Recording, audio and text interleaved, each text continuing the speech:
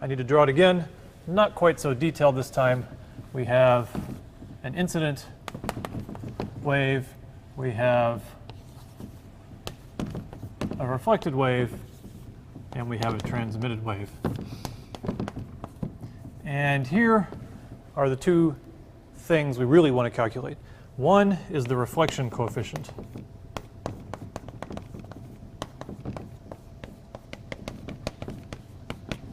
And it is little r.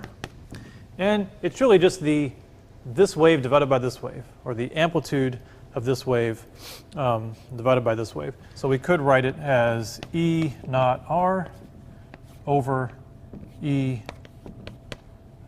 naught I. You have a certain incident amplitude come in, how much reflects. And of course the other one is the transmission coefficient.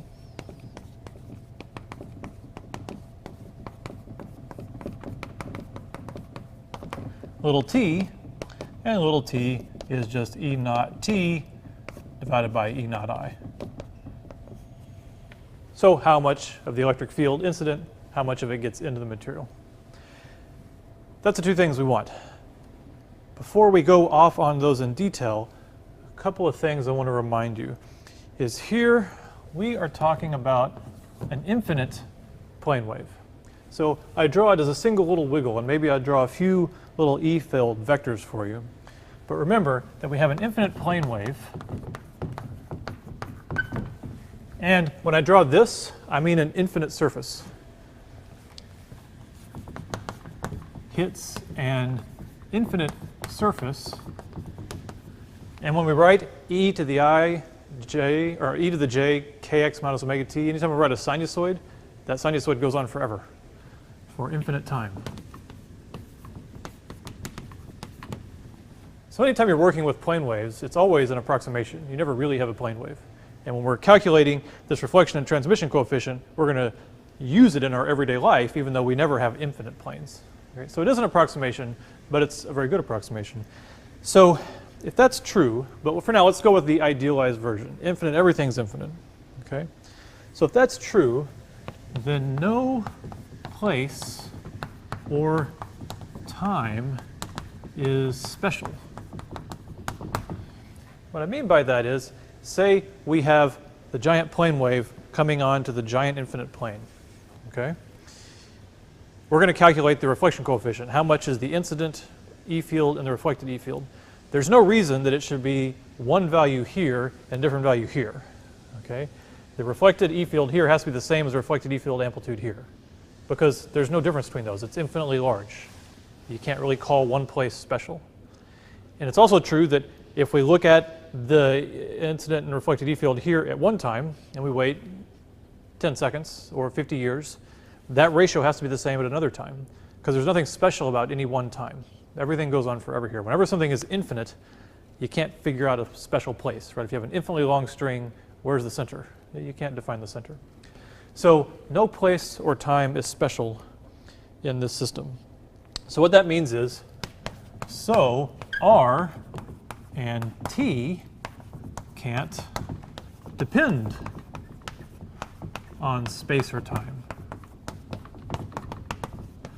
And here's something really annoying about physics. They can't depend on R and T. R and T can't depend on R and T. Those are different R's and T's. The reflection coefficient and the transmission coefficient can't depend on position and time T. Right? So now I have two T's you have to keep up with, so be careful. Let's see. So what we want to think about is if this is this over this, and actually I meant to not make it the amplitudes. We really need to think of it as the entire field. The entire reflected field over the entire incident field, and the entire transmitted field over the entire incident field. Okay.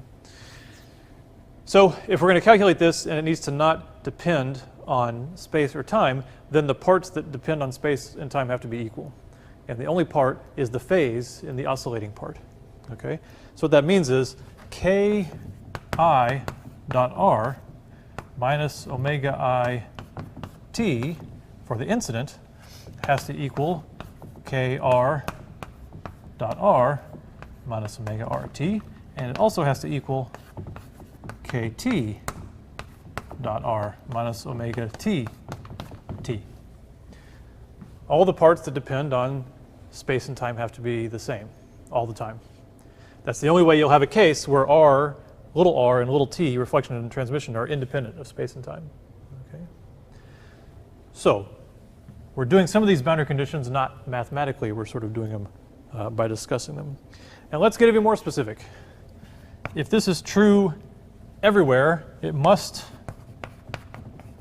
also be true at r equals 0. Somewhere, you got to stick an origin somewhere. Somewhere you can define x, y, and z to be 0. You can call it the origin. R equals 0. So omega I has to equal omega r has to equal omega t. So the first thing you learn from thinking about this infinite interface is that all the frequencies have to be the same. Okay? And that sort of physically makes sense because at a microscopic level, what's really happening? This is coming in at omega incident, and it's shaking an electron cloud. Okay? So in a microscopic sense, what's really happening is a shaking electron cloud re-radiates light at the same frequency that it shakes. Right? So if this incident is shaking the electron cloud at omega incident, it can only make radiation at omega incident. So the reflected has to be the same.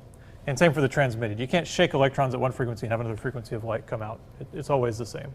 So by microscopic physical arguments and by arguments about the infinite plane and the fact that no one time can be special, we can see that all the frequencies are the same. And experiment. That's the other reason. Experiments tell us all the frequencies.